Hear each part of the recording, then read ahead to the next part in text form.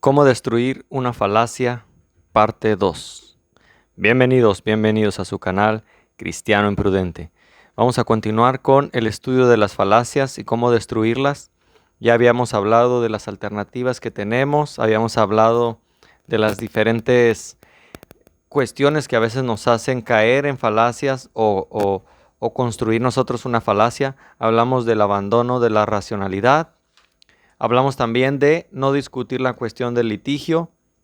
Hablamos de no respaldar lo que se afirma. Y hablamos de los olvidos y confusiones en las que podemos llegar a caer. Si no has visto estos puntos, te recomiendo que veas la parte 1 de cómo destruir una falacia. Lo que vamos a ver ahora es el ataque a la falacia como tal. Hay varias cuestiones que debemos ver aquí.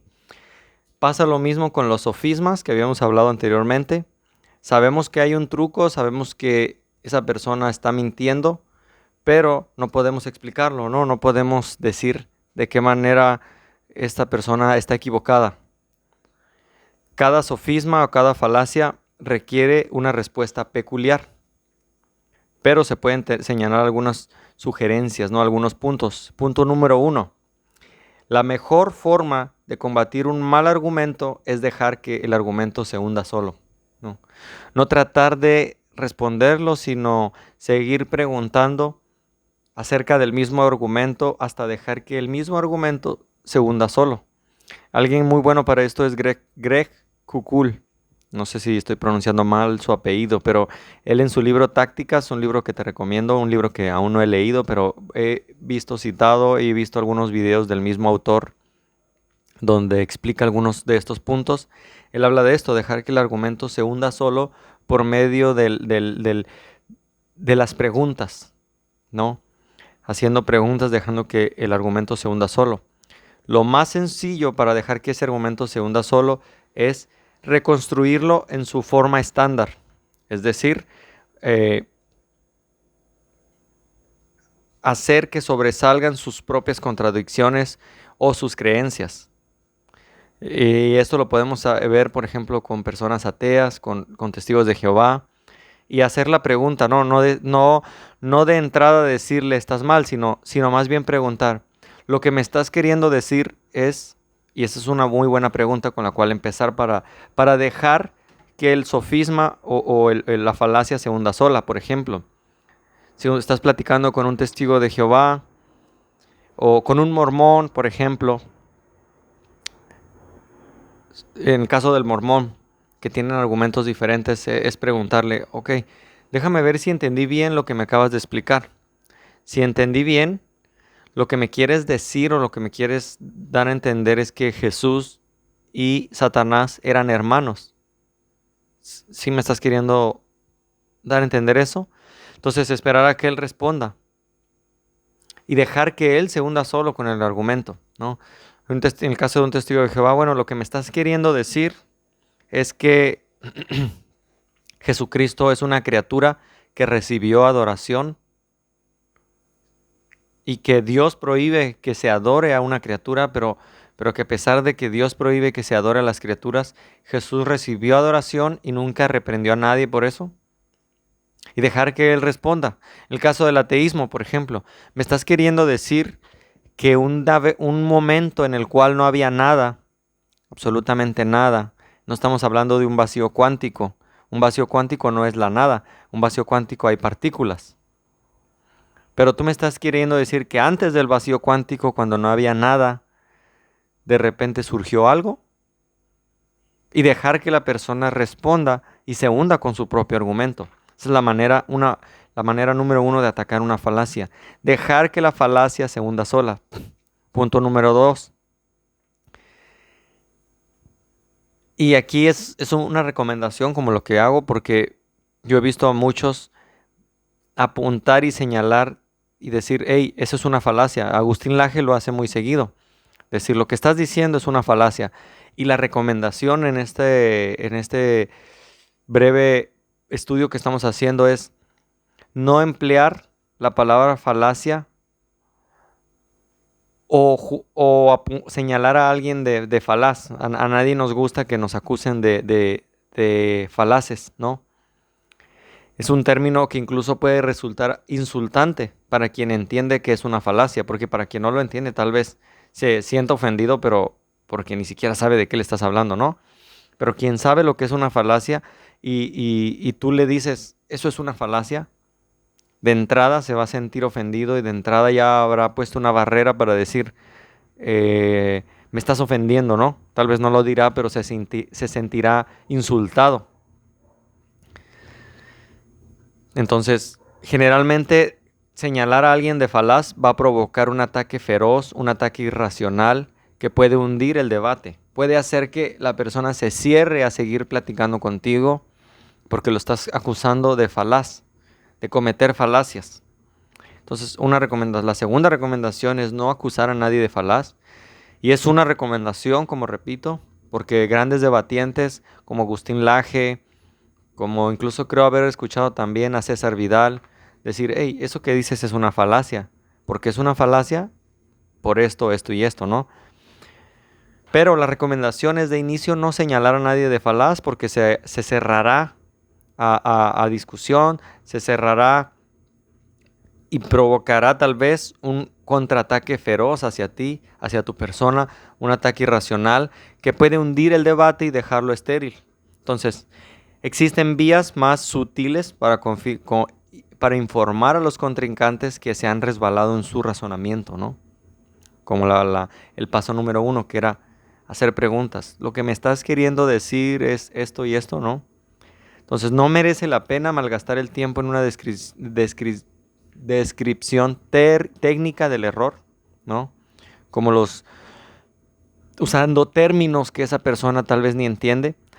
Sería mejor limitarse a señalar el fallo en la premisa de la persona, la conclusión o la inferencia que esa persona hace. Sería más interesante y me ha pasado al inicio del cristianismo. Sigo batallando con eso, pero iba directo a decir, estás equivocado por esto y esto, ¿no? Lo mejor sería señalar por qué está equivocado en ese razonamiento. Punto 3.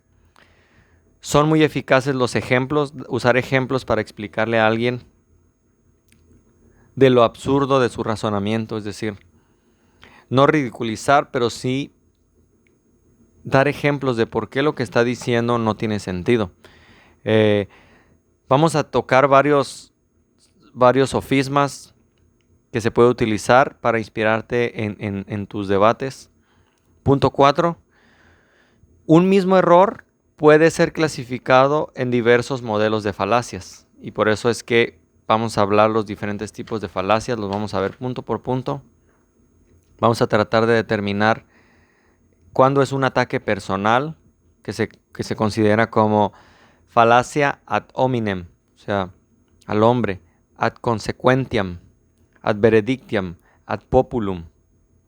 O una pista falsa, es decir, te desvías del tema como habíamos hablado en el video número 1. Desviarse del tema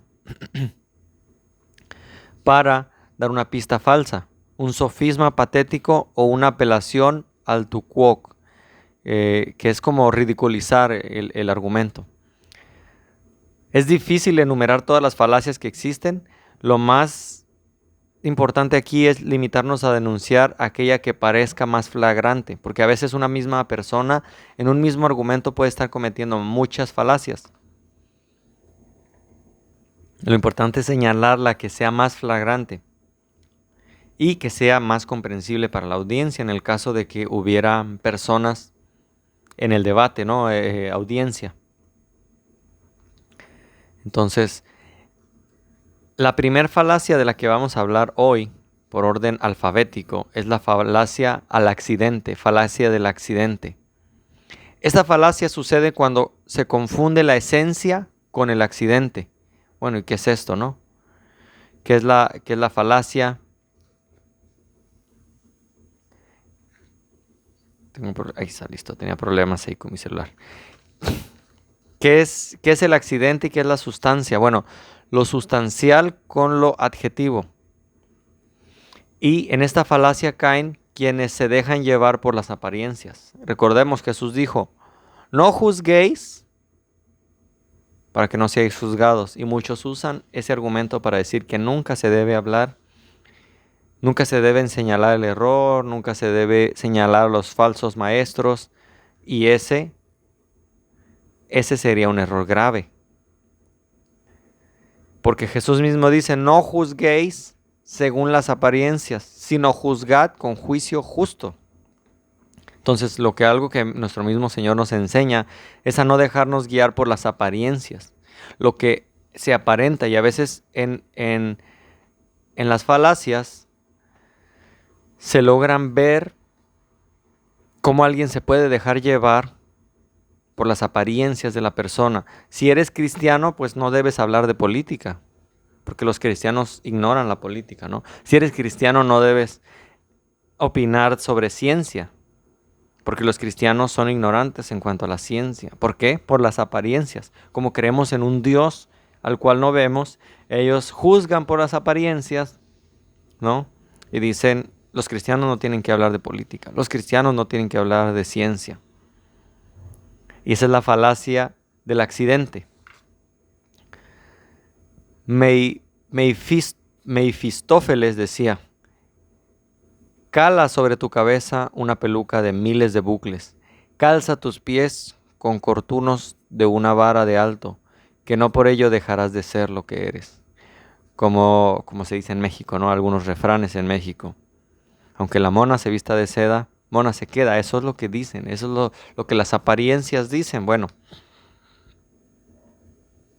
se dice también que el hábito no hace al monje. Entonces, todo esto viene a decir lo mismo, que las cosas tienen esencia y tienen accidentes.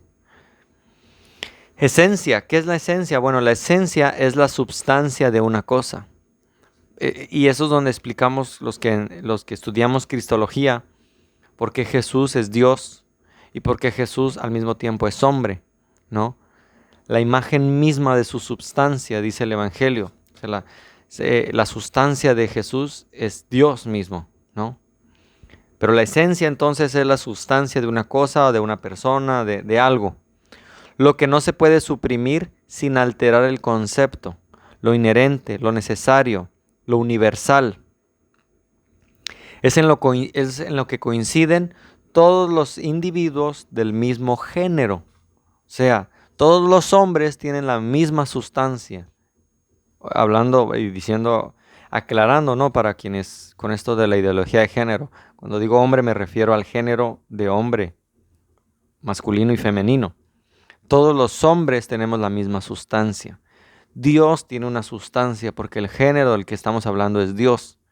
Si pudiera ser el caso que existieran dioses falsos, sí existen dioses falsos, ¿no? Satanás es uno de ellos.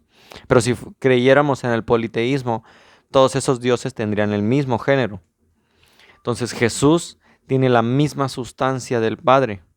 Por lo tanto, Él es del mismo género del Padre, o sea, Dios mismo. Eso es la esencia. Por ejemplo, y aquí usando lo que hablábamos hace rato, dar ejemplos nos ayuda a aclarar puntos. ¿Qué es un triángulo? ¿Te has puesto a pensar qué es un triángulo? ¿Cómo defines un triángulo? Un triángulo esencialmente es un polígono de 3 lados. Ahora, hay triángulos isósceles, equiláteros, escalenos, y eso depende de sus ángulos, ¿no? Bueno, pero la esencia de un triángulo es un polígono de 3 lados, porque si tiene más de 3 lados, ya no es un triángulo. Si tiene 4, pues es un cuadrado. Y no puede haber algo con dos polígonos, ¿no? Dos lados, perdón. Un triángulo, entonces, en esencia, en definición, su esencia es que tiene 3 polígonos. Entonces, esto nos da un aire abstracto de lo que es un triángulo, fantasmal, invisible, hasta que se reviste de accidentes.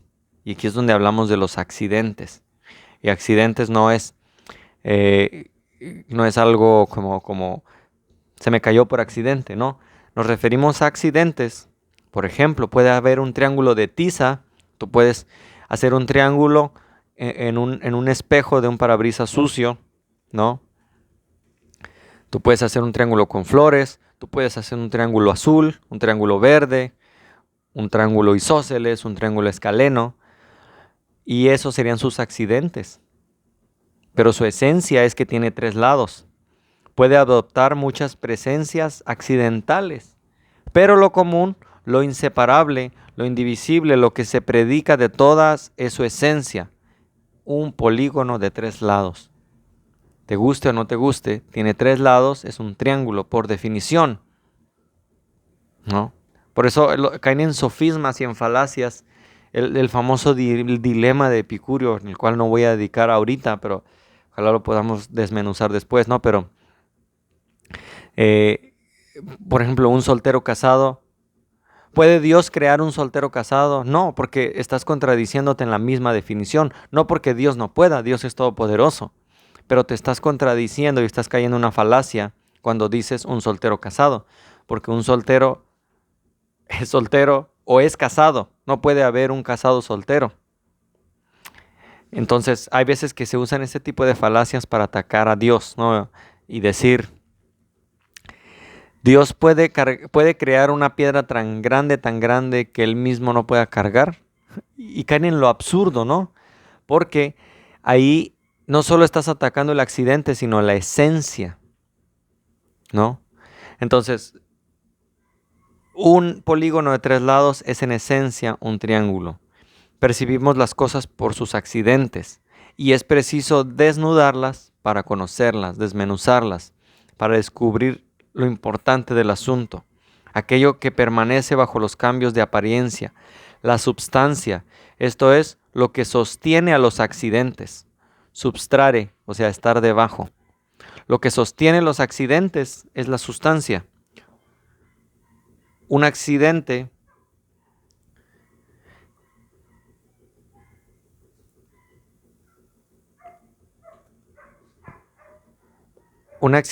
es eso, algo que está por debajo de la sustancia. Una disculpa porque me quiere entrar una llamada y la quiero colgar, entonces no alcanzo. Es el problema de usar un celular. Una sustancia es lo que sostiene a los accidentes. Su sustancia es que tiene 3 lados, un polígono de 3 lados.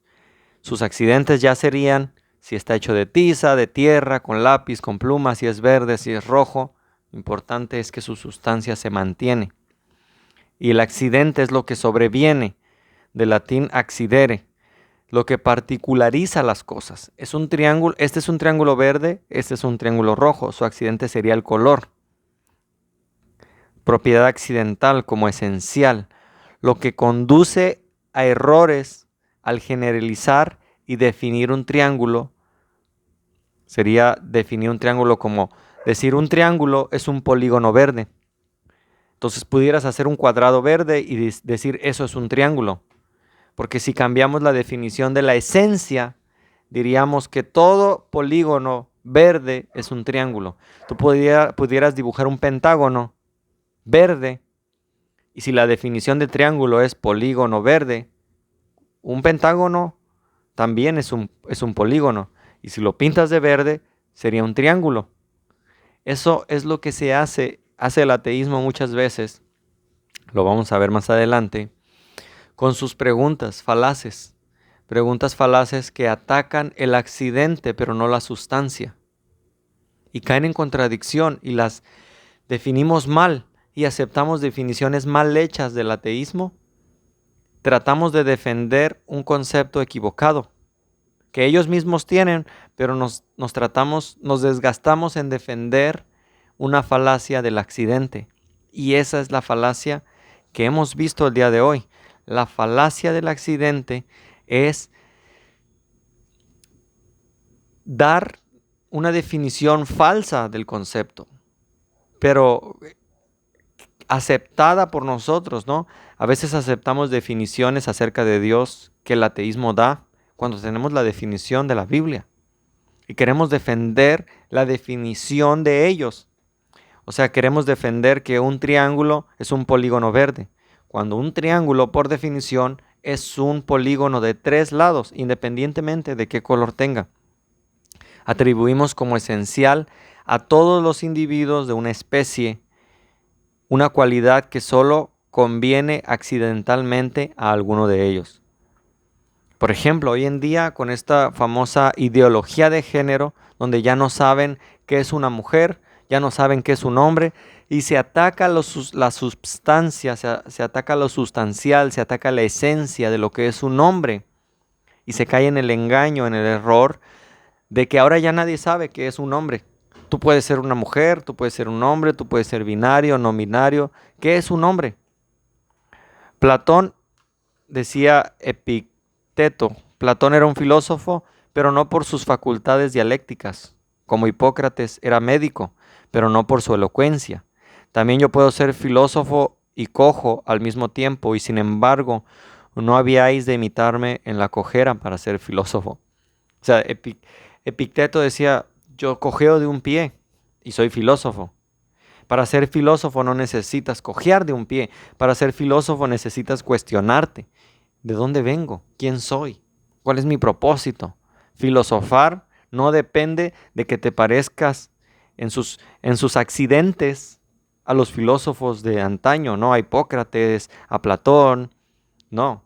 Ser filósofo, por definición, sería el razonamiento, cuestionarte todo. Eso nos hace filósofos.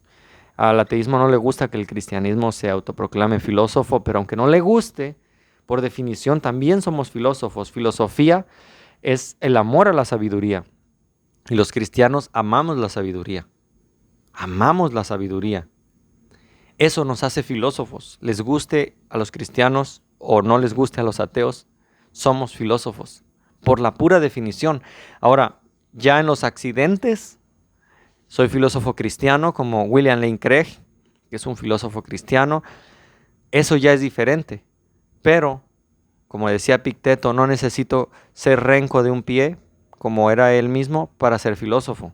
La definición por los accidentes traiciona al concepto. Y esto ocurre cuando se define la democracia por la educación y la seguridad social. Si definimos a las aves, por ejemplo, como vertebrados que vuelan, si diríamos un ave es un vertebrado que vuela, entonces ya no serían aves ni los pingüinos, ni el pato Donald, que ya entraríamos en otro tema porque el pato Donald pues es un cuento o una caricatura. Pero entonces ya no diríamos que pato Donald es un ave, que los pingüinos tampoco son aves. Pero entonces podría ser un ave, por ejemplo, Dumbo, que es un animal vertebrado que además vuela. Dumbo también es una caricatura, pero entonces los murciélagos serían un ave, por ejemplo, según esta nueva definición que le queremos dar ahora en este nuevo lenguaje inclusivo, ¿no? Toda ave es un animal vertebrado que vuela. Bueno, pues los murciélagos son aves. Falso. Los murciélagos no son aves, pero sí son animales vertebrados que vuelan. Bueno, entonces aquí es donde como William Lane Craig dice en su libro Fe Razonable, pues el progresismo, estas nuevas ideologías que vienen, no sobreviven, ¿no? Nadie es progresista en cuestiones de medicina. Nadie dice, bueno, pues yo siento como que este medicamento te lo debes tomar así y así porque yo lo siento. Sin ningún estudio, ¿no? Sin ningún método científico. Nadie no sobrevive en esas ideologías al método científico. Te dice, si hubiera que juzgar a los filósofos por su barba, yo por cierto ando queriendo dejarme la barba. Si hubiera que juzgar a los filósofos por su barba, lo más justo sería poner a la cabeza de todos un macho cabrío. Entonces, es una falacia muy próxima a la generalización precipitada que se hace muchas veces en el cristianismo. Los pastores son ladrones, por lo tanto todos los pastores son ladrones, ¿no? Hay pastores abusan de las ovejas, sí. Entonces generalizamos, ¿no? Y el cristianismo lastimosamente también hace lo mismo. Los políticos son corruptos, entonces todos los políticos son corruptos. Y eso sería la falacia de la generalización precipitada, que el ateísmo hace mucho con el cristianismo. Entonces cuidemos nosotros también de no hacer lo mismo. Decir todos los ateos son homosexuales, por ejemplo, eso no es verdad. Hay muchos ateos homosexuales y hay muchos que promueven la homosexualidad y son ateos. Pero decir que todos los ateos son homosexuales sería una generalización precipitada. La mayoría de las falacias del accidente se cometen al generalizar a partir de los accidentes de las cosas, lo que ocurre con más facilidad cuando los datos son insuficientes. Todos los españoles bailan flamenco, por ejemplo, ¿no? O todos los orientales saben artes marciales. No es preciso bailar flamenco para ser español, no es preciso ser oriental, perdón, dije occidental hace rato creo, pero no decir, ves a alguien con ojos rasgados decir de seguro sabe kung fu. No es necesario. Yo practiqué karate por mucho tiempo y soy mexicano. Entonces, estamos ante un carácter accidental que puede darse o no darse, ¿no? Saber karate no depende de tus ojos rasgados, saber bailar flamenco no depende de si eres español o no. Si juzgo todos los tabernáculos según los accidentes que la caracterizan en mi bisabuelo, construiré una falacia, una falsa generalización que no comprenderá la mayoría de los tabernáculos que rodean el planeta. Si considero esencial que Homero fuera poeta, podré afirmar que todos los hombres son poetas. Extraer conclusiones a partir de cosas que solo son ciertas accidentalmente, es decir, todos los que se dejan la barba saben predicar bien, entonces si me dejo la barba voy a predicar bien. Eso sería la falacia del accidente. Si considero entonces las conclusiones a partir de cosas que solo son ciertas accidentalmente, terminaremos generalizando determinadas profesiones, jueces, policías, periodistas, el abuso en que pueden haber incurrido algunos de sus miembros. Todos los jueces están comprados, dice la gente. Entonces, los políticos son unos golfos, ¿no? Todos los presidentes son corruptos, por lo tanto, Andrés Manuel López Obrador es corrupto. Esa sería una falacia, porque tienes que demostrar y no poder dar una afirmación gratuita. Olvidan que lo mismo puede argumentarse sobre los cuchillos de cocina, los medicamentos, la libertad de prensa. El abuso no es un argumento contra el uso. Es la falacia del que juzga la feria, no por lo sustancial, sino según le va en ella, dice, ¿no? Cada quien juzga como le va en la feria. ¿Qué mayor prueba de que nada aprovecha la filosofía, de que para nada sirve la filosofía, que el que algunos filósofos vivan en la pobreza?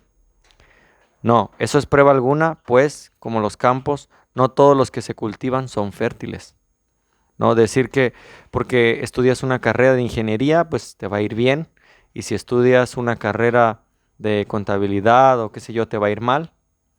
No, ninguna ni la otra. Esa sería también una falacia de generalización. Entonces, hasta aquí la primera falacia, la falacia del accidente.